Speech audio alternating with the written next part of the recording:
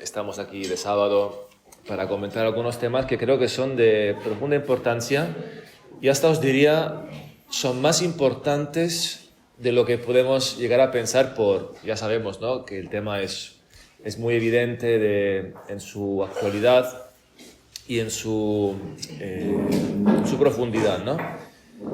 Bien, hoy la charla tiene como título algo un poco así rococó, que es la sexualidad, bueno, hipersexualización y androginia. Y en realidad voy a otra cosa, o sea, voy a hablar más bien de lo que está pasando en relación con la sexualidad desde una perspectiva, espero yo decirlo de forma correcta, científica, social, filosófica y, por último, también política. Quisiera un poco abordar estas 4 vertientes. Y para hacer esto, mi idea es dividir la charla en por lo menos 3 partes, 4 diría. La primera es responder una pregunta, ¿no?, que sería ¿cómo hemos llegado hasta aquí?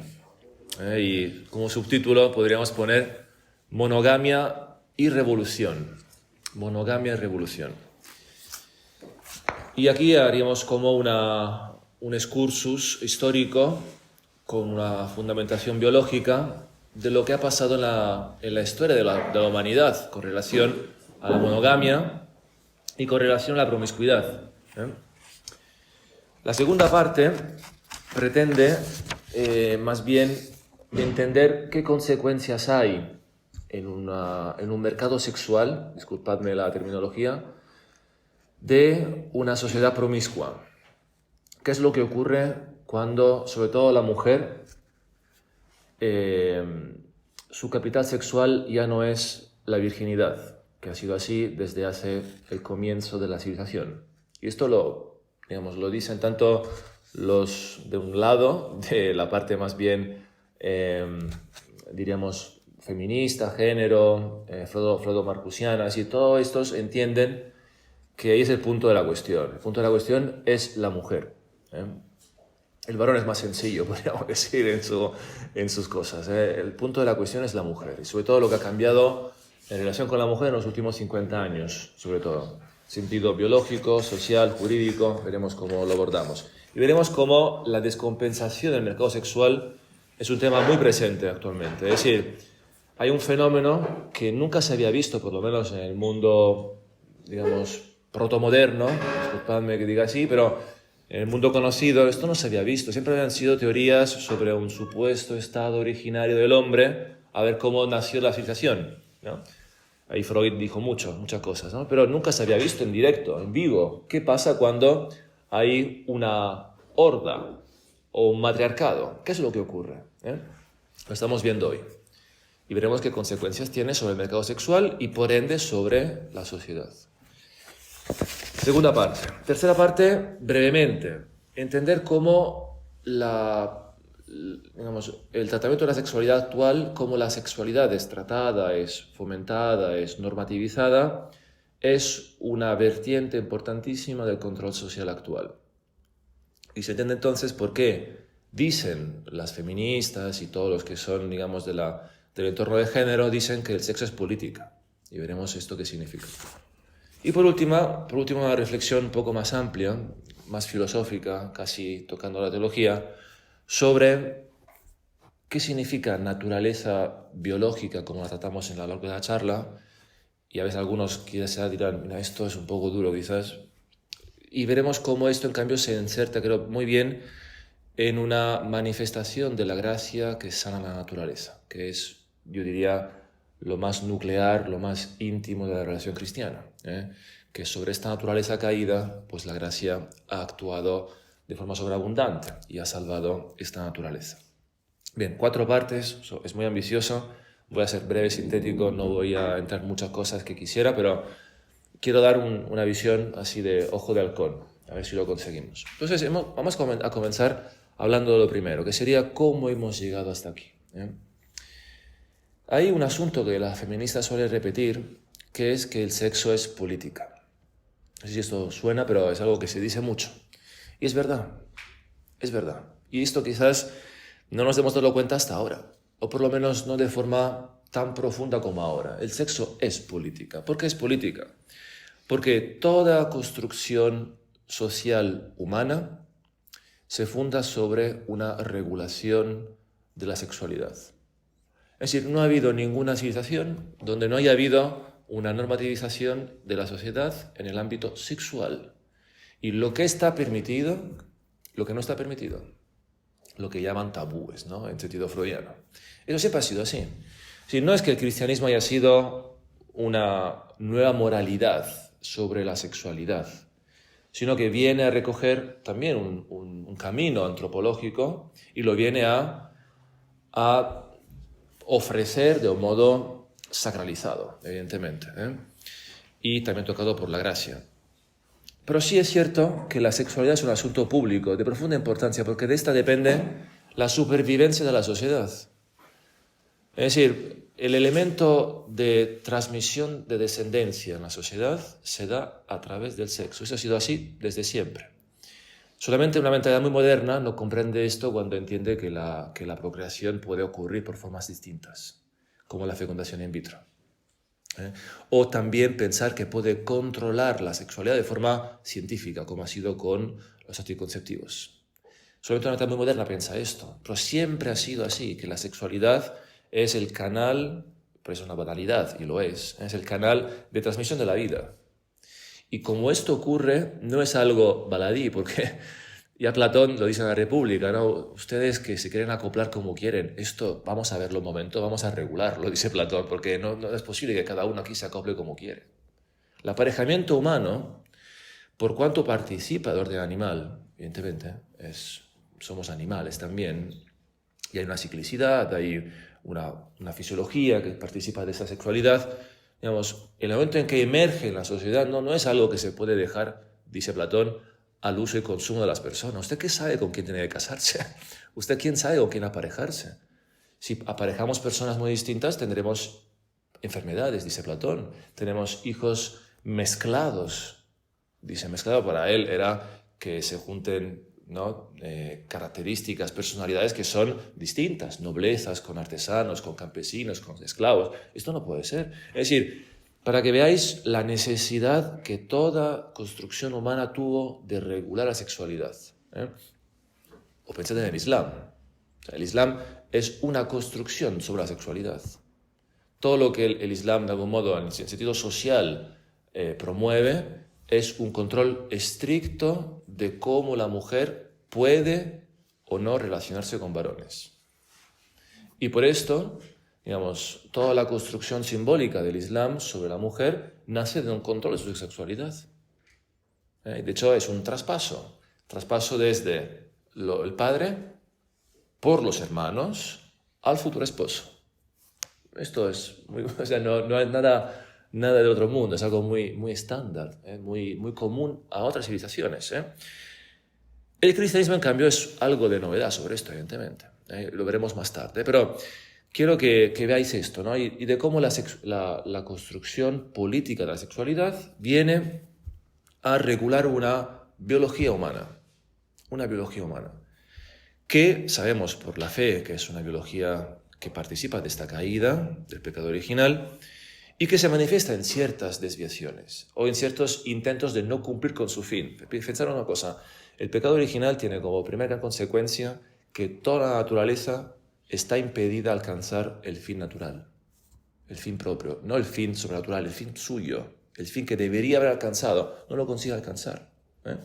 Y por esto también la participación de nuestra corporalidad está encerrada en este pecado original.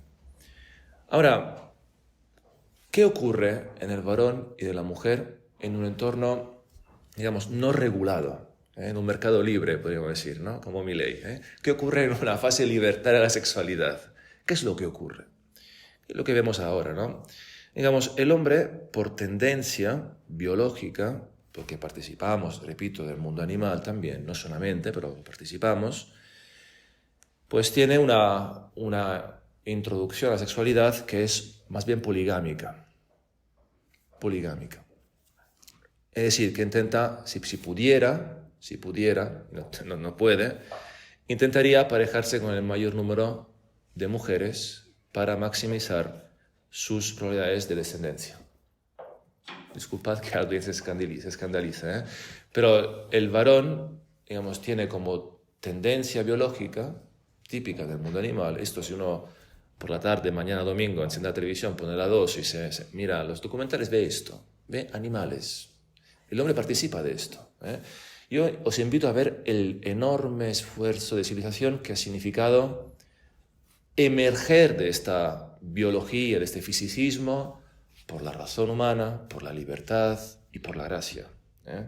Pero el hombre también está ahí dentro, ¿eh? No es que ha salido ahí y nunca más vuelve, sino que participa de ello, debe ordenar, ¿no?, toda su vida hacia el principio más alto, que es la razón. Pero esto no ocurre de forma espontánea, si no nuestros hijos se educarían solos, y no es así, sino que requiere un profundo trabajo como dice Ortega y Gasset, de pasar, ¿no?, la civilización de generación en generación, para que no haya, decía Ortega, los bárbaros verticales, o sea, personas que no han sido socializadas, personas que son animalitos. ¿Cuántos hay hoy, no?, de estos animalitos no socializados, que nunca han entendido, que han recibido de la civilización y que su espontaneidad, de su libertad, su voluntad, no es nada más que mera animalidad. ¿Me explico o no? Vuelvo al tema de antes. El varón tiene una tendencia poligámica, y entonces esto pues tiene unas consecuencias, ¿no?, como la competición masculina para el aparejamiento, y por esto los ciervos pierden los cuernos, ¿no?, y se matan para poderse aparejar con la hembra, que está ahí esperando que gane el mejor. Es decir, hay una cierta violencia, disculpadme, en el entorno de competición masculina para el aparejamiento en el mundo animal. Y esto hace que en un contexto desregulado, y esto se ve, por ejemplo, en la línea genética de los hombres, se ha visto que solamente los mejores hombres pueden aparejarse. Los mejores ciervos se aparejan, los mejores leones se aparejan, los demás no están invitados a la descendencia, Claro, esto en el hombre no puede darse. Fijaros, el hombre, aunque quisiera vivir como animal, no puede. Esto está en Aristóteles, El hombre, evidentemente, si cuando quiere vivir como animal, es peor que los animales. Ojalá fuera meramente animal, tendría un orden todavía. Es que el hombre, dice Aristóteles, cuando se quiere vivir como no hombre, inferior a los animales, es como las bestias. Es peor. Es decir, entonces, esto que estoy diciendo es para entender que en un entorno masculino, poligámico, sin regulación de civilización, el hombre, solamente los mejores se aparejan, Y además, pues buscan estrategias para aparejarse con el mayor número de hembras, con parejas adicionales. Pero esto, claro, lleva un problema en los hombres, en la vida humana. Y el problema es, ¿quién cría estos hijos? No sé si vemos el tema político, ¿Quién cría estos hijos? Entonces, fijaros, si la maternidad es algo biológico, evidente, cierto, que no se puede negar, pero esto mater certa est, dicen los latinos, ¿no? Pater nunquam, alguna vez. Mater certa est, la paternidad ciertamente es biológica, pero en el hombre es una asunción de responsabilidades. Y por esto yo defiendo que la paternidad es algo cuya asunción es cultural. Es cultural, es decir, el hombre tiene que decidir ser padre. No es suficiente serlo. No sé si me explico. No es suficiente que este hijo sea mío. Hace falta asumirlo. Esta asunción es cultural, aunque se funda en la biología. Y por esto cuando un varón, esto pasa hoy, hago movimientos para que entendáis, ¿no?, lo que estoy hablando. Cuando hoy estamos hablando que el 3-4% de hijos no son del padre que le está criando y piensa que son suyos, ¿qué ocurre cuando el padre se da cuenta que los hijos no son suyos por un test de ADN, por ejemplo? ¿Qué le ocurre a un varón cuando entiende que el hijo que tiene, que considera culturalmente su hijo y también biológicamente, no es su hijo biológico? ¿Qué hace el padre? Lo deja, el padre normalmente deja a este hijo. Luego a otros lo asumen, pero normalmente no puede asumir que su paternidad cultural no esté sustentada por una biología, que así lo afirma. Y por esto ya entendemos qué significó para el hombre el matrimonio. Que ciertamente es algo para la mujer, mater, madre, monium, lo que toca a la mujer, lo que pertenece a ella. Pero sobre todo, y esto Marx lo reconoce, aunque de forma limitada, el matrimonio está hecho para que el hombre pueda decir, este es mi hijo. Y por esto, y aquí voy a escandalizar, pero bueno, por eso estamos, aunque con racionalidad, por esto el adulterio femenino no es igual al adulterio masculino. Y esto ya puede ahí caer un rayo, ¿no? Pero es así. ¿Por qué es así? Porque el adulterio femenino tiene una consecuencia que el masculino no tiene. Y que todos siempre han visto, que es el dar un hijo no suyo a otro padre. Esto es. Y por esto hoy Tinder está llena de mujeres que ofrecen su buen cuerpo, su buen semblante y dicen, tengo un hijo, ¿quién quiere encargarse de ello? Luego entramos más en esta lógica de Tinder. Pero para que veamos, ¿no? El hombre tiene esta tendencia, diríamos, poligámica, que se rompe con la monogamia. Lo contrario, con el matrimonio. El matrimonio, cuando surge como elemento jurídico en Roma, tiene como una de las primeras características la fides, que es la fidelidad. Y todavía hoy se mantiene esta lejanía de civilización que es la fides en el sistema civil español y europeo. La fides, cosa que ya no sirve para nada, porque aunque tú rompas la fides no pasa nada. No sé si me explico. O sea, el matrimonio es el único pacto entre privados y tiene valencia pública, que si uno de los dos lo rompe no tiene ninguna consecuencia. Si yo estafo a una persona y no le doy el dinero que le he pactado, tengo una consecuencia penal. Si en cambio rompo el pacto civil de la fides, no pasa nada. Es decir, el adulterio no puede ser puesto como razón en un divorcio o como algo para decirle quiero más dinero, más hijos, menos hijos por el adulterio. No pasa nada. Es decir, la fides ya no rige en la institución matrimonial, pero sí que está. Ha quedado ahí como algo anticuado, ¿no? Se le ha quedado un pedazo de mundo antiguo ahí pegado a la institución matrimonial, ¿no? Esto por el varón. Ahora, la mujer. La mujer. Es el silencio, ¿no? La mujer. Tenemos una concepción de la mujer. Disculpadme, que sé que digo cosas que no suenan bien a los oídos de hoy. Una concepción de la mujer que está afectada por una cierta idealización, que nace tanto del mundo medieval, quizás, con el ideal caballeresco, el ideal del amor cortés y todas estas cosas, y también por cierto romanticismo decimonónico. Tenemos un ideal de la mujer, y aquí entiendo, no comparto algunas críticas del mundo feminista a esta concepción, ¿no? Como el ángel del hogar y todas estas cosas. La entiendo porque es una idealización, pero estamos olvidando un paso previo. O sea, ha sido tan fuerte la entrada cultural y la construcción cultural sobre la mujer en el contexto griego, romano y luego cristiano, que nos olvidamos del ejercicio que hicimos con el varón, ¿no? ¿Qué significa es la mujer previamente, en un sentido biológico? ¿Cómo se portaría sin ninguna regulación? No sé si me explico. O sea, ¿qué tipo de mujeres tendríamos en un contexto desregulado? Esa es la pregunta. Claro, pregunta que es incontestable hasta hace pocos años. ¿Por qué es incontestable? Porque nunca se había visto una mujer desligada de su entorno biológico. Es decir, era imposible teorizar una mujer capaz de regular su ciclo de fertilidad. Eso es algo moderno, de ahora. Sé que suena raro, pero es algo que antes no era así. Es decir, era imposible abstraer una mujer desligada de su responsabilidad inmediata del acto sexual. ¿Me explico o no? Me explico mejor, si no se entiende. Es decir, cuando en el acto sexual, el aparejamiento, la mujer tiene, en sentido biológico, una tendencia distinta al varón, que es poligámico. La mujer en ese sentido es mucho más selectiva. one shot, dirían los ingleses. Es decir, tiene una posibilidad, tiene que acertar. Y por esto la mujer es mucho más selectiva con respecto al varón. Y por esto, para poder acertar, necesita de las pruebas que los varones hacen, ¿no?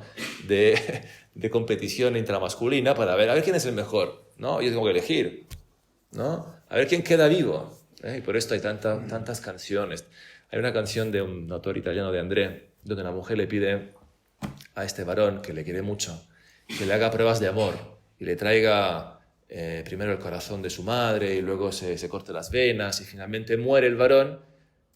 Dice, ha hecho la prueba de amor, ha muerto, y la mujer dice, vaya, ha muerto, ¿ahora qué hago? No me queda más nadie para poderle decir, ¿no? Esto es porque la selección femenina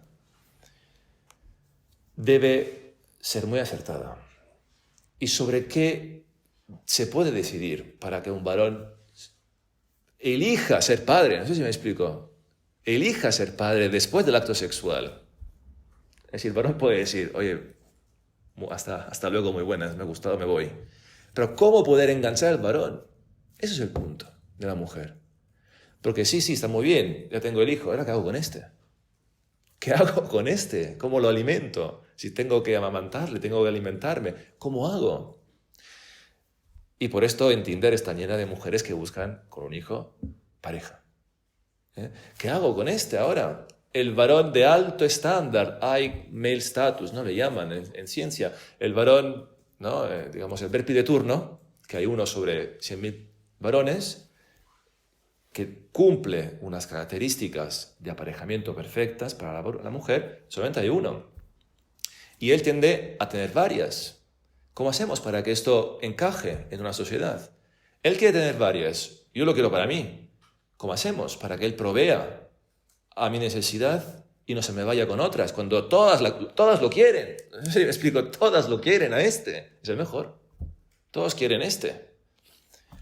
¿Os suena o no? En las caras ya os suena de algo todo esto, ¿no? Claro, todos lo quieren, pero Brad Pitt hay uno. Todos los demás no somos Brad Pitt. ¿Qué hacemos con estos?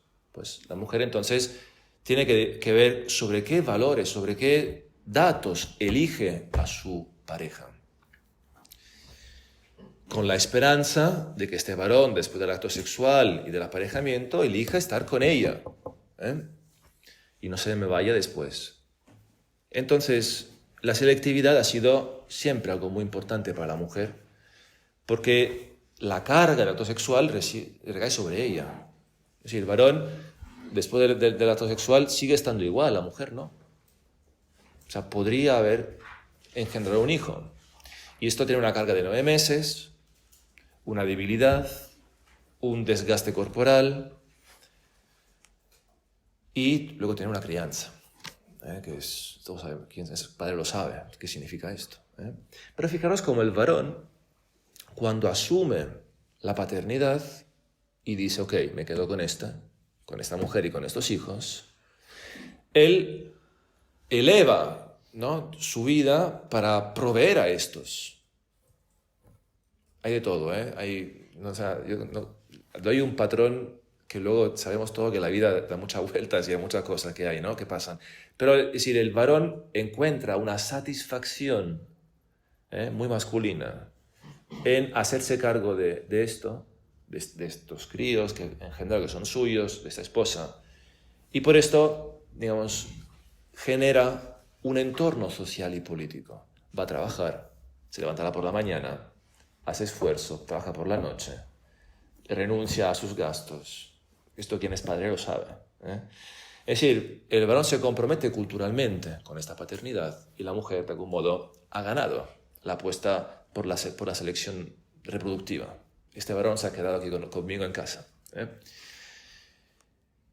Entonces, claro, la mujer responde a una herida que hoy llamaríamos hipergamia. Si el varón es poligámico y por esto tiende a cuanta más mujer mejor, cuanta más, ¿no?, como si fuera una pesca en el lago, la mujer en cambio tiende a una selección muy estricta de los mejores. Y por esto la hipergamia, es decir, intenta buscar como si fuera un mercado, hablamos en términos un poco profanos, el mejor varón que puede permitirse. ¿Ok? Claro, esto ha sido así desde hace el comienzo de los hombres en la Tierra. ¿Por qué ha sido así? Porque siempre ha sido así hasta cuando la sexualidad tenía un cauce casi de destino. No podía modificarse. Aunque es cierto que todos han intentado modificarla. Los egipcios, los romanos han hecho cosas artesanales, pociones, de todo han intentado para poderlo regular, pero nada como lo que es ahora de forma científica. Y además os digo, fijaros cómo hay una línea muy recta que une anticoncepción, divorcio y aborto. Es una sola línea. Es la línea que necesita hacerse para romper esta unidad y este destino de la sexualidad.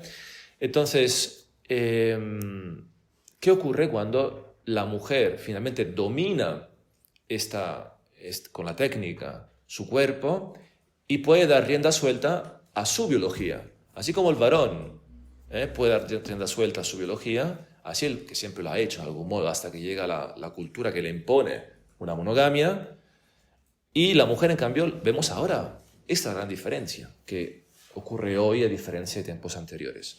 Pero ¿qué es lo que ocurre?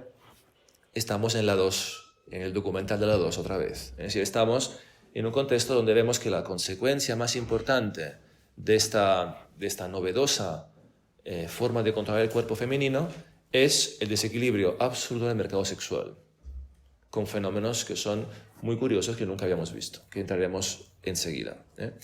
Antes de llegar a esto, os quiero comentar otra cosa, ¿no? Cómo la monogamia ha entrado en esto y cómo ha permitido una emergencia de la sociedad, un emerger. Cito dos estudiosos. Uno es John Unwin, como no ganado, Unwin, que en el 1934 escribe un texto que se llama Sex and Culture. Es un antropólogo británico que hace un volumen de casi 600 páginas, que es un estudio, digamos, muy científico, antropológico, sin ningún tipo de connotación moral, religiosa, nada de todo esto, sobre desarrollo social y monogamia. Y al revés, poligamia o comportamientos liberales en la sexualidad y retraso cultural o social o industrial. Hace como este estudio.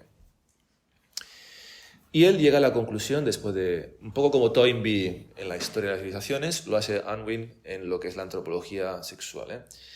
Dice Unwin, la conclusión, vamos directamente al meollo, dice que las sociedades que practican una estricta monogamia y mantienen estos estándares de continencia sexual tienden a prosperar cultural y económicamente. Es decir, la monogamia es la condición previa de todo tipo de desarrollo social y cultural. Artístico, dice también.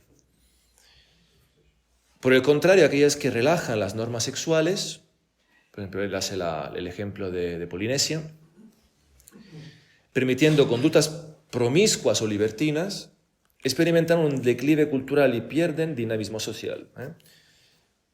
Entonces, él habla de energía sexual en un sentido de cómo esta energía es encauzada en la sociedad. Sin la monogamia, sin la poligamia, sin la libertad sexual, y cómo esto afecta a la vida de los hombres. Dice, la energía sexual no canalizada genera desorden social. Cuando se disciplina se convierte en el motor del progreso cultural. Y cito textualmente, dice, las sociedades que adoptan la promiscuidad sacrifican el futuro cultural por una libertad inmediata y efímera. Hoy. Esto se puede aplicar hoy. Y esto también. El colapso de las civilizaciones siempre ha estado precedido por un relajamiento de las restricciones sexuales. O sea, toda sociedad que ha colapsado siempre ha sido precedida por una relajación de la monogamia, del orden sexual, de la fides, siempre. Es un estudio de 80 tribus, es una cosa realmente muy científica. Dice, cuando la sociedad permite la libertad sexual sin límites, pierde cohesión y sus instituciones se desintegran. Parece hoy, ¿no? La historia muestra que una cultura solo puede mantener su grandeza si elige entre la libertad sexual y el progreso cultural. O libertad sexual o progreso cultural, pero no ambas. ¿Qué elige usted? ¿Libertad sexual o progreso cultural? ¿Qué elija? Nos hemos elegido libertad sexual, pero perdemos progreso cultural. Asumémoslo. Es un retorno, por eso la tesis de esta charla es que estamos en un retorno a un primitivismo salvaje, a un regreso de la civilización debido a la pérdida de la monogamia. Y por esto ahora veremos qué significa patriarcado enseguida.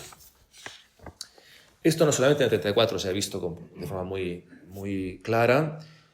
También recientemente hay un autor que se llama Joseph Enrich, que ha hecho varios estudios. Uno se llama The Puzzle of Monogamous Marriage, que es el enigma del matrimonio monogámico, publicado en una revista Primer Cuartil, súper científica, nada de cristiano, moral, o sea, nada de todo esto, antropología cultural pura, de gente nada del bando, digamos, religioso. Y este dice que el matrimonio monogámico reduce la competencia reproductiva masculina y suprime la competencia intrasexual, lo que reduce el tamaño del grupo de hombres solteros de bajo estatus, los que no son Brad Pitt, y orientados al riesgo, entonces que hacen delitos para conseguir mujeres. Ese es el punto, dice Enrich. A estos hombres que no tienen acceso al mercado sexual se lo van a pillar por la fuerza. Violaciones, raptos. Uno de los grandes mitos antiguos de los romanos es el rapto de las Sabinas. ¿Qué es esto? Soldados que van a conquistar y ¿qué hacen como botín de guerra? Mujeres. Para diferenciar del entorno, digamos, más clánico, familiar, primer botín de guerra importan mujeres. O sea, esto que parece que estaba sepultado por la historia, por la cultura liberal, ilustrada, racional, todo esto vuelve con una virulencia enorme. Es lo que estamos viviendo. Dice Enrich, estos efectos, cuando se reduce con la monogamia estos varones sueltos, en China tienen un nombre, son las ramas, le llaman las ramas secas o las ramas sueltas. Son los varones que no tienen acceso al mercado sexual. En Oriente este tema es mucho más presente que ahora aquí en Occidente, pero ya veremos cómo esto está llegando aquí con mucha fuerza. Dice, cuando hay monogamia, hay tasas más bajas de delitos, abusos personales, conflictos intrafamiliares, mayor inversión parental masculina. O sea, el varón se hace cargo de los niños, productividad económica. Bueno, dice que se reduce un 40% la probabilidad de que un hombre cometa un delito. Bueno, todas esas cosas. O que sea alcohólico. Dice, un pequeño aumento de la poliginia conduce a un aumento sustancial en hombres sin parejas. Es decir, cuando la monogamia se rompe, aunque sea por muy poco, cuando ya no hay... Claro, ¿la monogamia qué hace? Para que nos entendamos. La monogamia hace que al varón se le dice, de un modo muy cínico, diríamos, un pacto no escrito. Aquí tienes tu mujer, tu cuota, ¿ok? A cambio de tu compromiso con la sociedad. Deja de delinquir, trabaja, continúa tu vida. Y a la mujer que se le dice, de forma cínica también, deja de hipergamar, deja de buscar al mejor varón, te quedas con este. Es un pieza, te quedas con este. Es esto. Claro que la mujer podría encontrar otros encuentros sexuales con más facilidad de hombres de bajo valor. Todos entendemos, lo digo de forma muy cordial. Es decir, a la mujer le es más fácil conseguir encuentros sexuales que a un varón de bajo... Si tuviéramos dos, hombre y mujer, del mismo valor del mercado sexual, es mucho más fácil que la mujer encuentre una pareja que el varón. Todos sabemos que es así, no hace falta decir cosas de otro mundo para ser novedosos hoy, ¿no? Es decir, la mujer que dice entonces con este pacto monogámico, renuncio a esto, a todas las demás posibilidades que podría tener a cambio de una seguridad. Por esto el matrimonio es de la mujer. ¿Qué es lo que recibe la mujer del matrimonio? Pues recibe un hombre proveedor. Recibe un hombre que asume por derecho, por fuerza jurídica, estos hijos. ¿Cómo decir que son? Uno puede decir, hasta hace poco podría decir, no son míos estos hijos. Nunca te conocí. Lo que José piensa, ¿cómo lo explico esto? ¿Cómo lo explico? No porque dudase de María, evidentemente no dudaba, pero ¿cómo lo explico a los demás? Eso es el punto, ¿cómo lo explico a los demás? ¿Cómo lo explico a los demás? No tenemos 5 años. Entonces, la cuestión aquí es que el varón ofrece a la mujer la seguridad que va a reconocer estos hijos que nacen después de que públicamente todo el mundo ha visto este pacto. Por eso es el matrimonio. Y Marx lo entiende, pero lo entiende mal. Lo entiende pensando que esto está hecho para un sentido económico, para traspasar la herencia de los padres a los hijos, cuando en realidad es para la que la mujer puede decir, esos son tus hijos, hazte cargo, llévalos a fútbol, llévalos a la escuela, dale de comer. Esto significa poder imputar al varón, estos son tus hijos. El ADN es algo muy novedoso, esto no existía antes. Y si el hijo se le parecía al vecino del quinto primera, sigue siendo tuyo. No podías demostrar que no era tuyo. Y por esto los romanos, en el derecho civil romano, el adulterio es muy grave. Es muy, de un modo hasta rudimental lo explicita, ¿no? ¿Por qué es muy grave? Porque le estás encolomando un hijo no suyo a un varón. Eso es el punto. Que para el varón es inasumible. Es la ruptura de la fides, de la bona fide, del pacto. Eso sí que es el pacto social. Disculpadme. Eso es el pacto social. No lo que dice Hobbes. Eso es el pacto social. Es decir, que la fides, la fidelidad de que lo que hemos pactado se cumpla. Y que no me encolomes hijos que no son míos y que tú, en cambio, no me des hijos que no son míos. ¿Sí? Bueno, se puede interrumpir si hay preguntas, porque si no se puede hacer pesado. Pero creo que el tema se ve, es esto. Entonces, el matrimonio, hemos pensado hasta ahora que el matrimonio era para la mujer. Y es así. Y así la Iglesia lo ha dicho muchas veces. El matermonium. Y los romanos le ponían luego el patermonium, el patrimonio. Y los testimonium también, ¿no? Le ponían lo que era del padre como varón y luego de los testigos. ¿Por qué los testigos? ¿Por qué no es suficiente el cura o no es suficiente el alcalde? Hace falta testigos, porque hace falta que alguien pueda decir, es verdad, yo lo he visto. Uno solo no vale. Hace falta que más gente vea esto. Por esto las bodas son públicas, no son privadas. Hemos visto a estos dos prometerse, la fides matrimonial, laica, profana, sagrada, lo que sea, lo han prometido. El matrimonio católico es una asunción de esto, elevado por orden de la gracia, pero es esto, no es otra cosa, que esto a orden de la gracia. Esta fidelidad es tan importante como Cristo con su iglesia. Esto es lo que se pone de más, como algo que sin anular eleva la naturaleza. Pero es lo mismo lo que está en el fondo. En el fondo lo que estamos protegiendo es una fidelidad y una asunción de un pacto. ¿Ok? Veremos qué ocurre cuando eso se rompe. Ahora, bueno, dije que el matrimonio era para la mujer, y es cierto, pero hoy vemos otra cosa. Vemos que el matrimonio, como fides, es también para el varón, que pueda tener la seguridad de tener una pareja, una mujer, para él. Cosa que hoy, cada vez más, la gran mayoría de varones no tienen. Por razones que veremos del desequilibrio del mercado sexual. Bueno, Durkheim también lo dice, la monogamia es un límite a la competencia de los individuos en el ámbito de las relaciones sexuales. O sea, intuye que la monogamia lo que viene a regular es la competencia. Bueno, ¿qué ha ocurrido entonces para que hemos llegado hasta aquí? ¿Qué ha ocurrido? Madre mía, ya va muy tarde. ¿Qué ha ocurrido? Ha ocurrido varias cosas. Lo primero, diría 5 cosas han ocurrido para que se pueda dar el cambio al mundo actual. Primero, es la revolución industrial y el cambio en el sistema de trabajo. Esto que parece algo de poco calado es muy importante. Es decir, de repente el mercado productivo industrial requiere la presencia de la mujer en la fábrica. y no por una razón de igualdad, como dicen muchas feministas, sino por una razón meramente de oferta y demanda de trabajo. Donde hay más intensidad de fuerza productiva laboral, pues la mujer es invitada a entrar. ¿Por qué? Porque la presión del trabajo hace que desciendan los salarios masculinos y no puedan más proveer a sus hijos. Esto es lo que pasa. Cuando hay muchos obreros en la fábrica, ¿cuántos hay?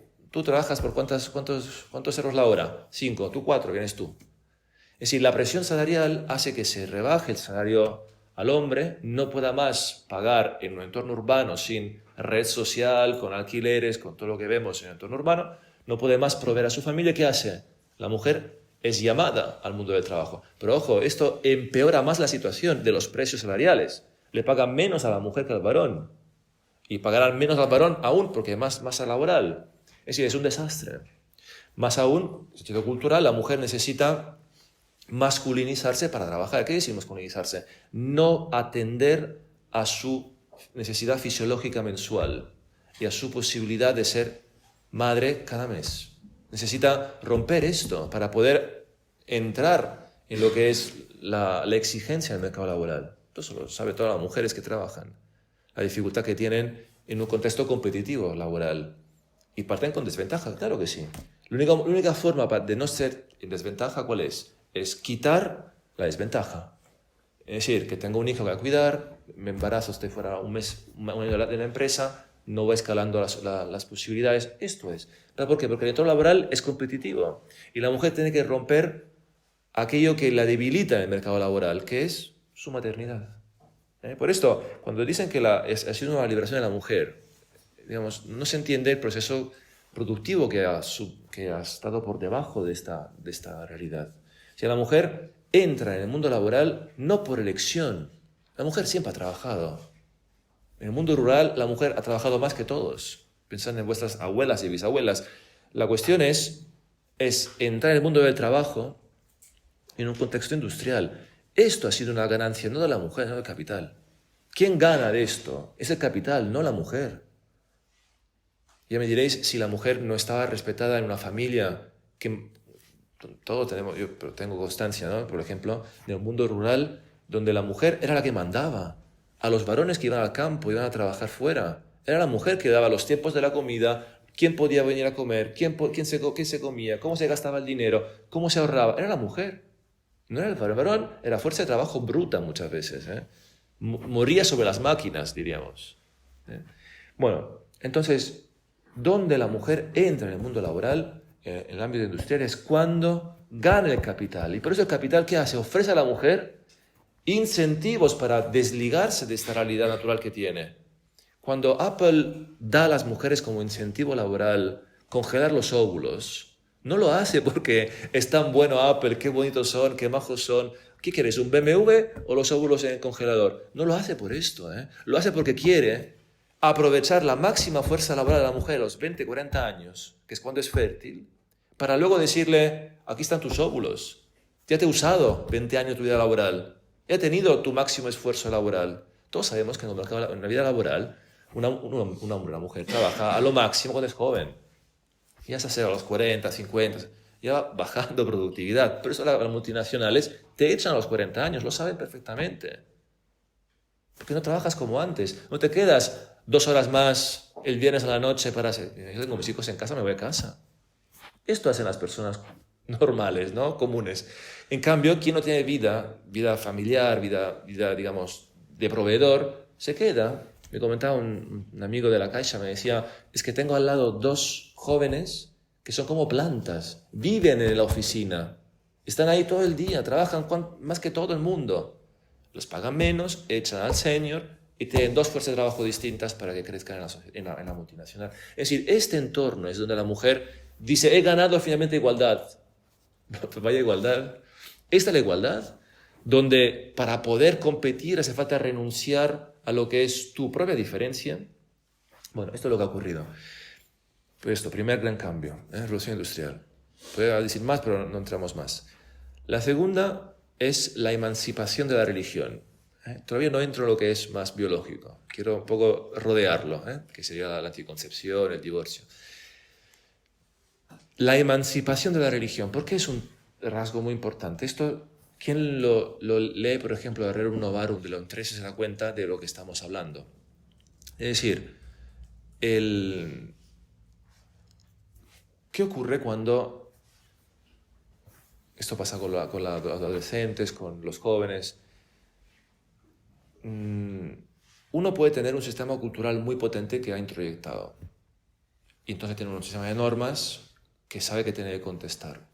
Sin embargo, llega un momento en que, delante de una posibilidad, ese sistema de normas es insuficiente, hace falta algo más para poderlo cumplir. Que puede ser o una decisión profunda e íntima de no quererlo, o es una religión que tiene una norma moral muy estricta sobre esto. En el ámbito sexual, evidentemente, en la juventud hay una fuerza, ¿no?, sexual mayor y una inclinación mayor a la sexualidad que responde a algo biológico, que es la procreación. Si lo queremos reducir en un sentido muy mínimo, sería esto. ¿Y qué ocurre? ¿Cómo poder, digamos, hacer que no haya un cambio o no haya una ruptura de esta norma, si no es por una religión? Por esto, digamos, el Islam tiene esta fuerza, que es una religión donde la sumisión es el elemento fundamental del creyente. En el ámbito cristiano, donde la sexualidad y todas las normas morales son más relajadas porque apuntan a la libertad de la persona, que debe quererlo hacer por la gracia de Dios, el asunto es más complicado. Pero de todos modos, o sea, la religión, cuando se pierde, es un elemento que desvía, que desliza hacia la anomia, podríamos decir, a la ruptura de las normas morales. Por esto la civilización, la pérdida de la religión ha sido un momento muy importante en esta emancipación de la sexualidad, podríamos decir. Y luego las dos cosas más importantes, que son anticoncepción y aborto, por un lado, y divorcio, por otro. Y una última, que me dejo ahora, la diré enseguida, pero la quiero dejar para el último momento. Divorcio y anticoncepción. Esto fue algo muy pensado, ¿no? El divorcio en el sentido de que la liberación del varón es el elemento fundamental para que la mujer pueda seguir la hipergamia. O sea, ¿la hipergamia qué es? ¿No? La escalada de la mujer al mejor varón posible. La fides rompe esa escalada matrimonial, la monogamia. ¿El divorcio qué es? Cuando encuentre a alguien mejor, hago el salto. Por eso el divorcio, más allá de las dificultades que pueda tener, ¿no?, de, digamos, situaciones domésticas violentas y que sabe que existen, evidentemente, pero el divorcio como institución cultural ya no existe el límite de la hipergamia. Ya la mujer puede, que al final es la mujer que tiene el mercado sexual. El varón, a menos que no sea Brad Pitt, no lo tiene. Muy difícilmente lo tiene. Pero esto es la mujer que elige la pareja, no el varón. No os engañéis, varones. Es la mujer que te elige en el 95% de los casos. Si no eres Brad Pitt, eres elegido, no eliges. Y te enamoras de aquella que te elige. Es bonito así, lo digo con toda sinceridad. Es así es bonito. El varón por esto todo el amor cortés, fijaros, el amor cortés, que es toda una construcción poética sobre esto. ¿Qué dice? Dante lo dice muy bien, ¿no? Y también parte de Petrarca, Cavalcanti, dice: no se puede resistir a una mujer que te ama. Y una mujer no puede resistir a un hombre que le ama. Pero toda esta construcción, de algún modo, viene a decir lo que estamos diciendo. La elección sexual es más bien femenina, en la mayoría de los casos. Si no eres Brad Pitt, no has elegido. Y entonces la mujer, con el divorcio, ¿qué hace? Pues sigue eligiendo. Según un contexto donde ya desligada y desregulada de su carga procreativa, puede seguir eligiendo el mejor varón posible a lo largo de los años. Y fijaros, la mujer, eso está muy estudiado también, o el hombre, el varón, ¿qué es lo que atrae a la mujer en el varón? ¿Qué es lo que atrae al varón de las mujeres? Los rasgos físicos, según la evolución de la edad, La mujer no elige igual a los 15 años que le gusta Justin Bieber, a los 25, a los 35, a los 40, a los 50. Es decir, la evolución del apetito y de la atracción femenina al varón va cambiando. Pero va cambiando sobre una base, no es algo que, no, me gusta esto, no, como las mujeres que ponen las fotos online media desnudas y dicen, lo hago porque me gusta. No es verdad. O sea, es una falta de reconocimiento tan profundo, no solamente de lo moral, sino de lo biológico. O sea, la mujer que se expone es la mujer que le gusta a los hombres. Pero es así desde siempre. ¿Desde cuándo la mujer se expone públicamente? Lo que pasa es que quiere que la vean las que ella quiere, no las que lo quiere, evidentemente. Pero hay muchos memes sobre esto, ¿no? Los memes en ese sentido reflejan muy bien toda esta realidad. Pero volviendo un poco al tema del divorcio, ¿no? El divorcio es la ruptura, o por lo menos la puerta abierta a la hipergamia. Pero hace falta otra cosa para que la hipergamia sea posible en la mujer. Hace falta dos cosas más. Una es la anticoncepción, fundamental. Sin anticoncepción la mujer no podría tener relaciones sexuales despreocupada. De repente se embarazaría y ya tendría un crío. Y esto debería luego ver cómo a quién lo encaja. Entonces, si la anticoncepción no existiese, eso no se podido dar. Anticoncepción científica, a partir de los 60, 70 sobre todo, ha sido sobre la mujer, no sobre el varón. Pensadlo un momento. Nunca, o ya hace poco se ha empezado a ver, ¿no? A estudiar, pero nunca se ha querido estudiar cómo hacer al varón infértil.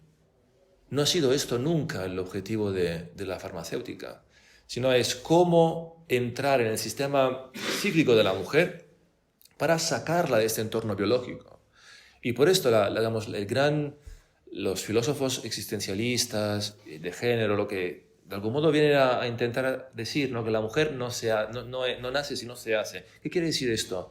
Quiere decir que el todo biológico, el punto de partida biológico, no es un punto de partida válido.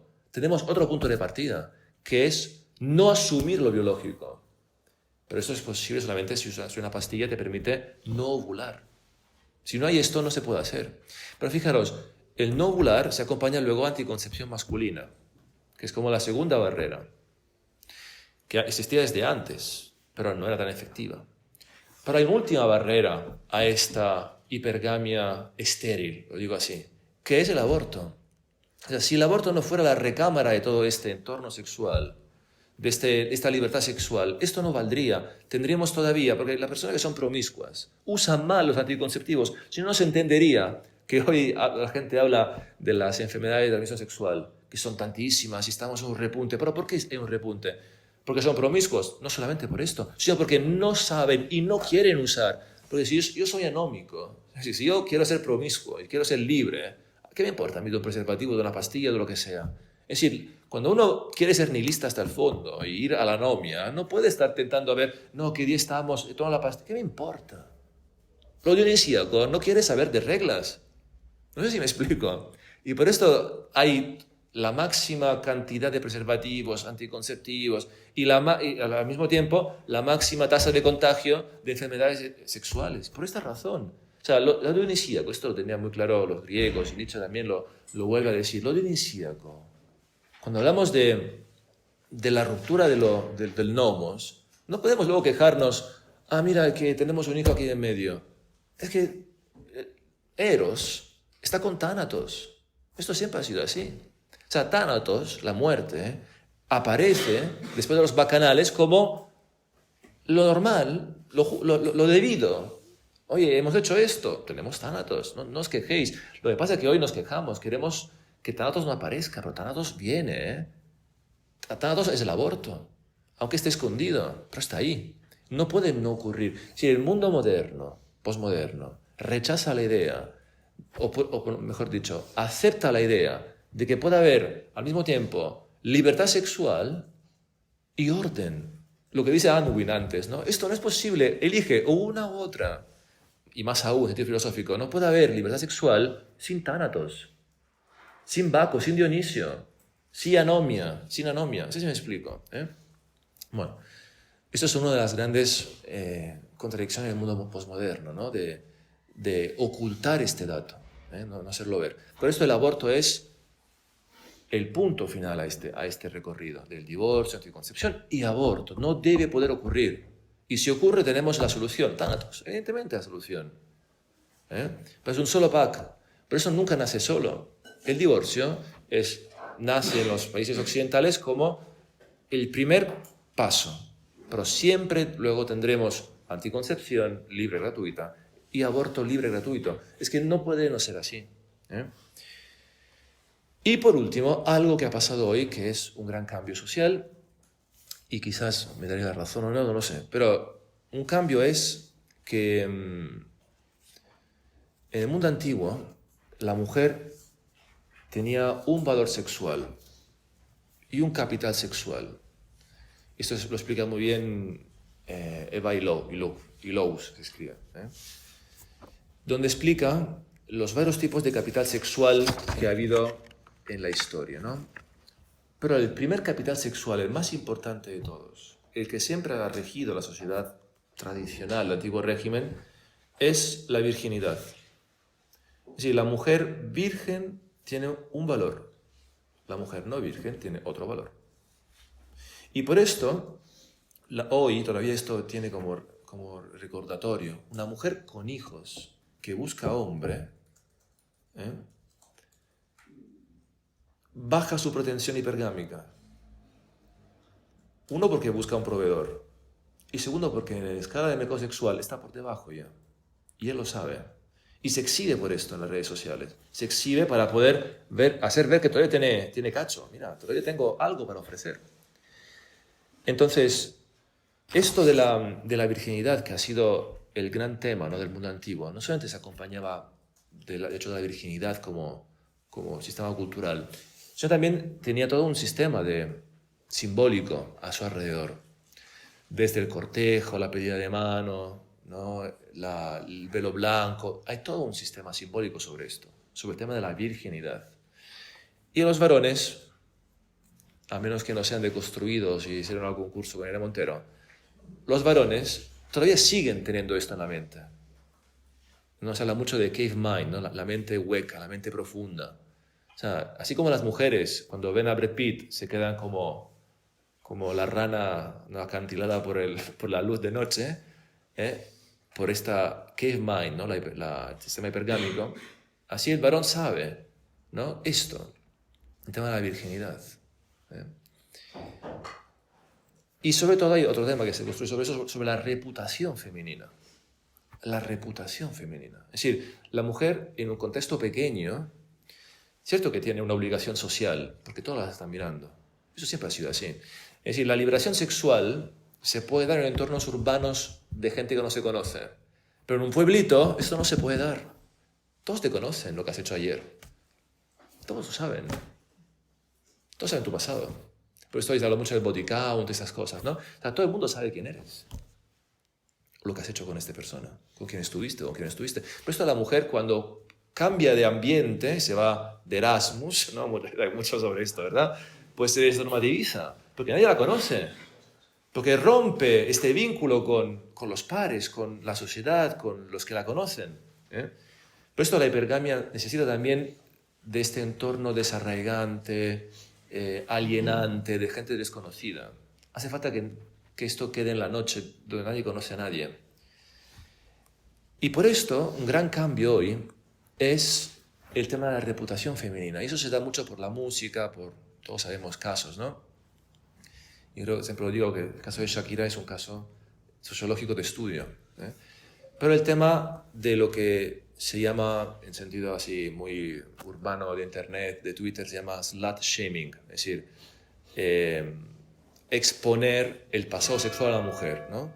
Por eso, como fuerza contraria, cultural, la mujer ha ido emancipándose de su reputación. Como si decir que yo soy una zorra, esto aumenta mi valor sexual. Y lo digo públicamente porque así lo hago en la música, lo digo en las canciones y puedo proclamar lo que yo soy una zorra. Y esto hay canciones que dicen esto. Esta es la más delicada de todas, pero hay muchas más que hacen alarde de la promiscuidad femenina, como si fuera algo que diera valor a la mujer. Y esto nunca había pasado. Así que hay varones que de algún modo son atraídos por esto. Y eso solamente se puede dar en un contexto pornográfico. No hay otra explicación, creo. O sea, un varón puede verse atraído por una mujer promiscua y que hace alarde de su promiscuidad solamente en un contexto donde el mismo varón ha sido criado en la pornografía, donde ha tenido acceso al sexo pornográfico. La emancipación del estigma social de la mujer. Esto ha sido algo muy novedoso que yo diría hace 10 años no se veía esto. Eso es muy de ahora.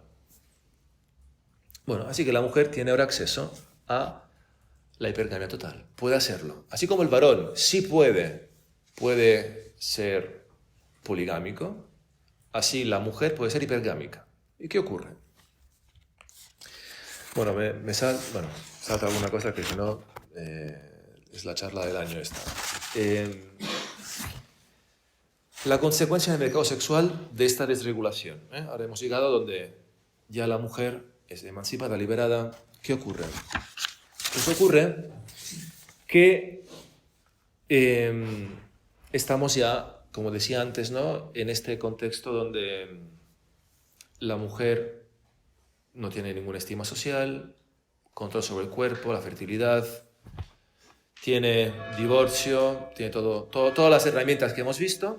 ¿Y cómo actúa entonces la mujer en el mercado sexual? Pues actúa seleccionando de forma despiadada a los varones.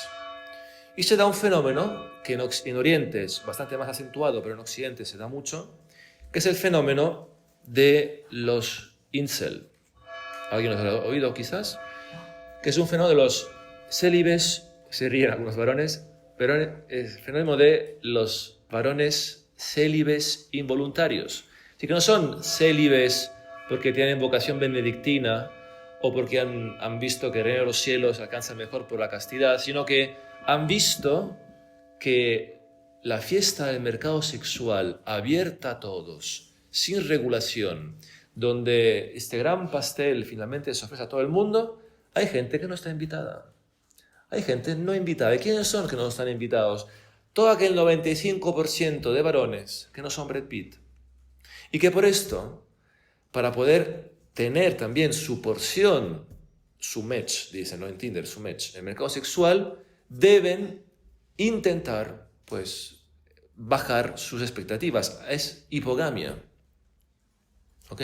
Está la hipergamia, que es mejores varones de lo que yo estoy en el mercado sexual, y luego está la hipogamia, que es contentarme de parejas sexuales inferiores a lo que es mi valor de mercado. En un mercado, esto Foucault lo dice en una clase del nacimiento de la biopolítica, en una charla que dio, que luego se convirtió en el texto. Dice, el orden monogámico, dice, es un orden de justicia. Se lo dijo a Foucault. Se da cuenta. ¿Por qué es un orden de justicia? Porque a cada uno, de algún modo, estamos en... Quien está fuera del mercado sexual ya es un alivio. Pero el mercado sexual tiene una escala. Y todos hemos pasado por esa escala. Porque hemos tenido que tener encontrar una pareja, un esposo, un esposo. Pero en esa escala, ¿cuáles son los valores que más influyen para posicionarte en esa escala? Esto depende mucho de la contraparte, como lo valore, evidentemente. Hemos dicho que la mujer, que es la selectiva del mercado sexual, valora distintamente en su evolución distintos tipos de características. Pero son tres esencialmente las que se pueden valorar. Y son el aspecto físico, la capacidad económica y el estatus social. Lo que se suele decir en el mundo de Internet es look, money, status. No según este orden, porque al final, según la edad de la mujer, estas tres variables, digamos, pueden tener distinta ponderación para su elección. No sé si me explico. Si de joven es mucho más importante el look, los más guapos, luego con la edad el money gana importancia. Este hombre va a poder proveer. ¿Qué coche tiene? ¿Qué trabajo tiene? ¿Cuánto gana al año? ¿Qué hace en la vida? ¿Me va a poder proveer? Claro, cuando es diversión sexual es look, cuando es intento de asentarse es money, y según qué contexto social se encuentre es estatus. Hay estatus que según qué contexto vale mucho. En una discoteca, ser DJ por una noche tiene mucho estatus. En una... Bueno, no, ya está, no digo más cosas. Según qué contexto sociocultural, el tener un estatus tiene una importancia en orden de atracción. Por ejemplo, en el entorno de moda, ser futbolista es importante. Si eres futbolista, ¿no? ¿Quién lo es? ¿A quién lo ha contado? Ha dicho, pues es muy fácil. Tienes todo, tienes look muchas veces, aunque eso lo dijo, no sé quién era, un jugador muy feo. No sé si era Chiellini, pero no creo que era Chiellini. No, Cassano, esto. Antonio Cassano, no sé si lo conoces quién es. Cassano es un jugador de los años 2000, 2010, un fenómeno, pero que era incapaz, o sea, no tiene cabeza para nada. Y este dice, desde que soy futbolista, tengo todas las mujeres. Contó en una entrevista, ¿eh? Antes nadie me decía nada y ahora que soy futbolista tengo a todas, ¿no? Es decir, que el estatus, ser futbolista en algunos contextos, en Instagram, no sé, en discotecas, en desfiles de moda, eventos mundanos, es un plus, evidentemente. Antes podía ser, no sé, pienso al pobre Rejón, ¿no? Soy diputado de tal, ¿no? De Más Madrid, tengo un estatus. Le fue mal. Entonces, bueno, igual lo puedo decir. El Rejón me está mucho más simpático hoy que antes. Me está mucho más simpático hoy que antes, evidentemente. ¿Qué ocurre? Ocurre que esto que estamos diciendo, el desequilibrio ecosexual hace una ruptura de este match igualitario, ¿no? El mejor con el mejor, si fuera una escala de 1 a 10, 1 con 1, 2 con 2, 3 con 3, luego hay más o menos, uno ve más o menos suerte en la vida y ganas una mujer más guapa. Bueno, yo tuve mucha suerte, pero es decir, cada uno tiene, ¿no?, un estatus, un money, un look, y según esta tabla va aparejándose. ¿Qué ocurre cuando esta desregulación ocurre? Ocurre que el gráfico se explota, se dinamita. Todas las mujeres apuntan a los hombres con más alto valor, high male status, y dejan sin pareja a los que están por debajo. Uno dirá, pero esto no es verdad.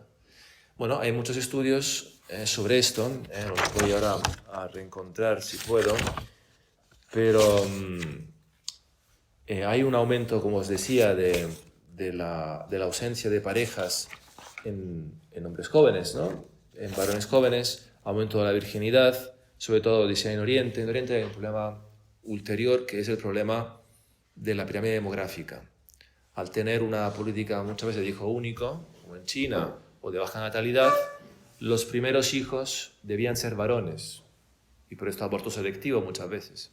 Por esto la pirámide está muy desequilibrada, con mucho más varones y menos mujeres. Imaginaros un mercado sexual donde hay hipergamia y encima pocas mujeres. En Japón ya están citando niñas en edad, digamos, de matrimonio bajo compensación económica.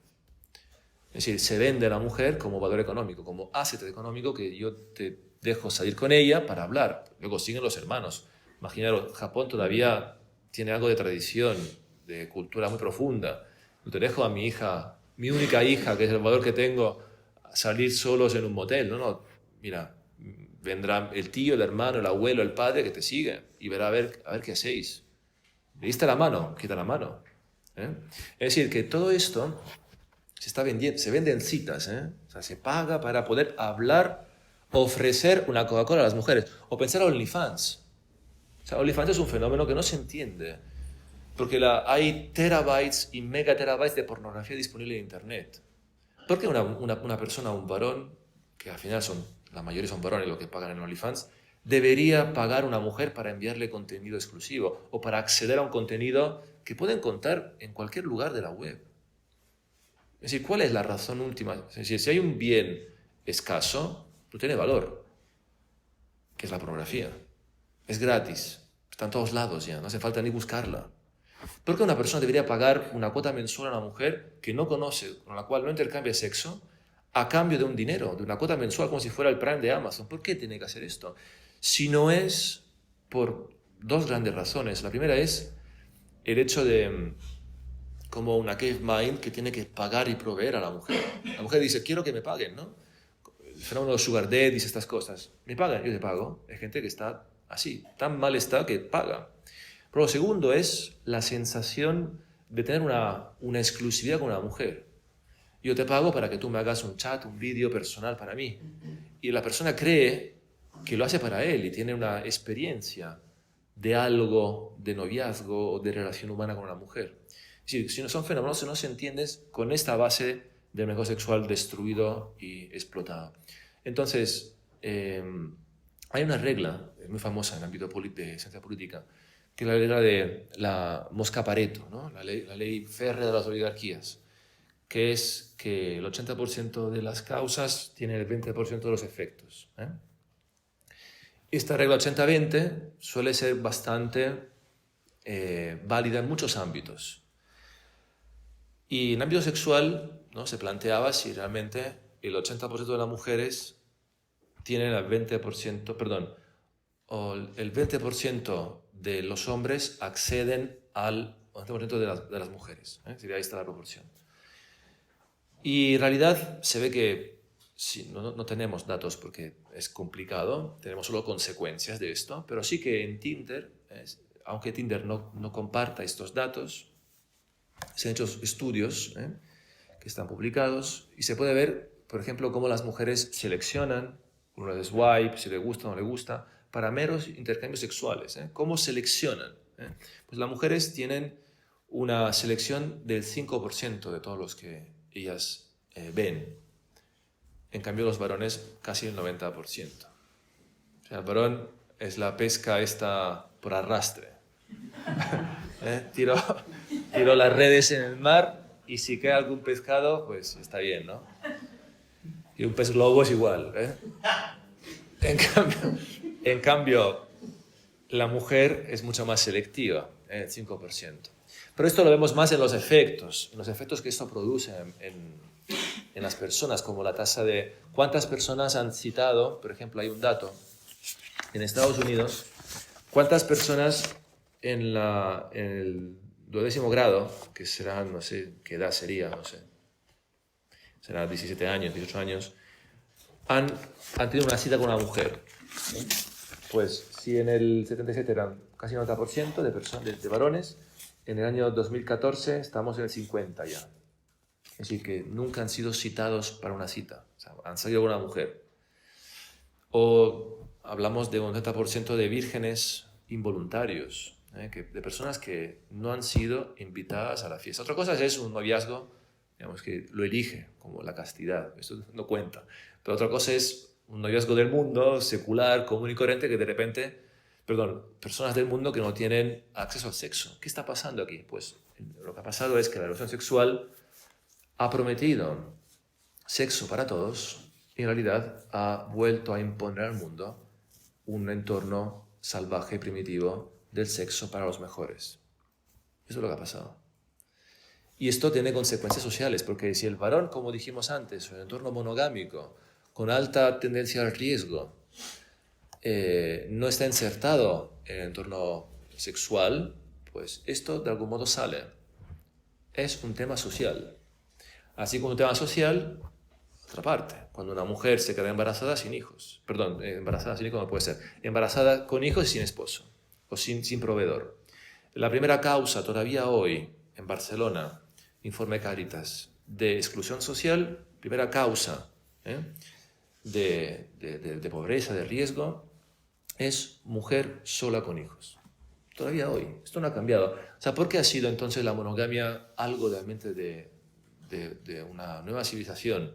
Porque ha intentado poner un parche a un problema y sobre todo a los más indefensos, que son las viudas o las personas que no tienen pareja, y a los huérfanos, que son los más débiles de la sociedad.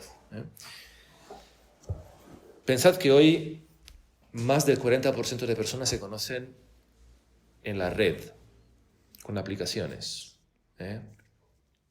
Es decir, que el entorno de Tinder, con su dinámica interna, es ya la sociedad. Por esto siempre suelo decir que estamos en un contexto de tinderización de la sociedad. Bueno, para ir acabando, porque si no se hace muy pesado. Pero Houellebecq, si alguien lo conoce, habla mucho de esto, en sentido de novela, pero da una descripción muy buena de esto, ¿no? Dice, un personaje, Rafael, en un primer texto que escribió, dice lo siguiente: En nuestra sociedad, es un diálogo, el sexo representa un segundo sistema de diferenciación con completa independencia del dinero. O sea, el sexo, el look, money status, sigue siendo hoy un sistema de diferenciación. ¿Quién es guapo? Dicho así, tiene más éxito. Y se comporta como un sistema de diferenciación tan implacable, al menos, como como el dinero. Quien es más rico tiene más posibilidades. Por otra parte, los efectos de ambos sistemas son estrictamente equivalentes, dice Gaulebeck. Este es el que habla, aunque sea Rafael. Es lo mismo la exclusión por dinero que por sexo, dicen. Igual que el liberalismo económico desenfrenado y por motivos análogos, el liberalismo sexual produce fenómenos de empobrecimiento absoluto. ¿Qué significa empobrecimiento? Que hay un montón de varones sin mujer. Son pobres. Y también es pobre la sociedad sin hijos. Y mucho más. Entonces, dicho esto, para ir acabando, ¿por dónde va esto? ¿Dónde va a salir todo esto? En un contexto donde ya la pornografía está muy asentada y ha, digamos, modificado el modo también de pensar a algunos varones ya. No digo las mujeres porque las mujeres sí que son usuarias también de pornografía, pero en un porcentaje mucho menor que el varón. O sea, la pornografía está pensada para el varón. De hecho, es una sexualidad orientada al temple varonil más que femenil. Pensad en las mujeres cuando ven pornografía homosexual de hombres. Cosa muy curiosa. Es decir, tiene otra cosa, ¿no? La pornografía, como está pensada, es para el varón. Está pensada para destruir al varón, quiero decir. Entonces, ¿por dónde va a ir esto, no? O sea, lo que estamos viendo es esta tinderización de la sociedad, esta forma tan implacable de selección natural, y vemos un auge, ¿no? y una tecnología que cada vez más imperante, ¿no? Entonces veremos, por un lado, yo creo, a estos varones que se quedan sin sexo, sin hijos, sin experiencia de la girlfriend, como dicen los americanos. A esto se le dará un contexto virtual, simulacro, para poder acceder a una pornografía en 3.0. Entonces una pornografía mucho más, digamos, que parece que sea más íntima. Y esto es tanto lo que es el metaverso, realidad aumentada, por ahí irá la cosa, creo. Y también por lo que se ha visto hace ya los últimos días, ha salido vídeos de esto, de androides que son mujeres. Hasta ahora han sido muñecos muy elaborados y muy realistas. Sabéis que hay muñecos que no son como los de antes, sino que son realmente muy humanoides, parecen, inanimados, pero se parecen mucho por sus facetas, pero sí humanizados con AI incorporada, que parecen tener como conversaciones y movimientos autónomos. Esos serán los nuevos acompañantes del varón solitario excluido del mercado sexual. Y por un lado tendremos entonces una poligamia instaurada, donde varones de alto valor tendrán más mujeres que se contentarán antes de la exclusividad de la mera provisión. No sé si me explico. Si las mujeres, en un contexto así, de desenfreno total, se van a contentar más de acceder al mejor varón que han seleccionado, aunque no sean las únicas seleccionadas. O sea, la mujer puede tolerar mejor que el varón el adulterio o la infidelidad, podemos decir, siempre y cuando este varón sea el mejor y provea. Si no provee, ya tenemos un problema. Por esto, un amigo guineano me dijo un día, ¿cuántas mujeres tenía? Digo, una. ¿Y qué haces con una? Me dice. ¿Qué haces con una? Me dijo, tengo 3 oficiales y unas cuantas ya repartidas. ¿Y cuántos hijos? Dice, tengo 4. Yo tengo, no sé si 35, 36, me dijo. Espero 1. Pero claro, él era senador, podía permitírselo, podía tener todas las mujeres. Es decir, que la mujer podría, yo creo que va a ser así, contentarse de perder exclusividad para ganar intensidad del mejor varón a la vez que provisión. Si no hay provisión, ya tenemos un problema. Lo que pasa es que la provisión la puede dar a muchas mujeres solamente, yo no sé cómo podrán, gente muy rica, muy pudiente. Y por esto Dubái es el gran imaginario. Dubái, ¿quiénes son? Hombres pudientes que mantienen mujeres. O sea, este ideario se está ya asentando en las redes sociales, todo esto que se ven las mujeres que van a Dubái, que se van a Oriente, no van digamos, a pasar el fin de semana a la playa. Digamos, es una prostitución ya bastante refinada, sofisticada, con este barniz de dinero, de tecnología, glamour, pero sigue siendo una prostitución encubierta, donde a cambio del acto sexual y, bueno, compañía de hombres pudientes, se da a cambio una provisión. Y si son guapos, mejor.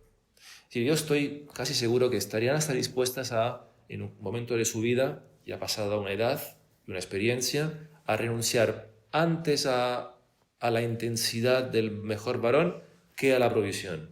A la provisión no van a renunciar nunca. Ese sueño de todos, ser mantenidos como un funcionario sexual, ¿no? Soy un funcionario sexual, me mantienen. Me mantiene el Estado, en este caso es un hombre pudiente. Yo creo que veremos esto y a la vez cómo conectar esto con el control social. Diré dos palabras, porque ya es tarde. O sea, una humanidad reducida a esto es una humanidad perfectamente maleable, dócil. Dócil, ¿por qué? Porque el discurso imperante es un discurso feminista que empodera a las mujeres, y la justificación moral societaria a esto ya existe. La mujer empodera de la mujer que puede usar sus recursos, en este caso su belleza, su savoir-faire, sus cosas, para poder ganar más recursos posibles. Es decir, la justificación ya existe de esto en la sociedad, el empoderamiento. Y sin embargo, digamos, no deja de ser una vida infrahumana. Sí, una vida infrahumana en el sentido de que el hombre, por cuanto participa, dije al principio, del entorno biológico, no puede vivir nunca como animal, aunque quisiera. Vivirá mucho peor que un animal, porque tiene una razón que le permite vivir por encima de la naturaleza, podemos decir. No por encima en sentido estricto, sino, o sea, que puede vivir libremente. Esto quiero decir. Y no atado a la fisis, atado a lo que es la biología. Entonces, en ese sentido, uno entiende mejor, por un lado, qué significó el cristianismo cuando explica y cuando ofrece una gracia que permite, sin renunciar y sin ocultar esto, integrarlo en un contexto de gracia y permitir orden social, permitir felicidad, al fin y al cabo, y también justicia en sentido sociológico, frente a un contexto que es que aparenta y vende un sistema de igualdad, cuando en cambio está poniendo en marcha el más grave e impune sistema de desigualdad sexual, pero bajo la gran retórica de la igualdad, del empoderamiento, de todo esto que vemos hoy día, ¿no? Entonces, ¿qué significa esto? Significa que una humanidad volcada a una soledad, a un desarraigo y a una falta de interacción sexual en sentido sano, o sea, es una humanidad que es papilla para ser moldeada según las órdenes y los sistemas oligárquicos que vivimos hoy, ¿no? Y también controlados, porque viven por esto, viven por esto. Bueno, lo dejamos aquí y dejamos un poco de espacio para comentar, hablar.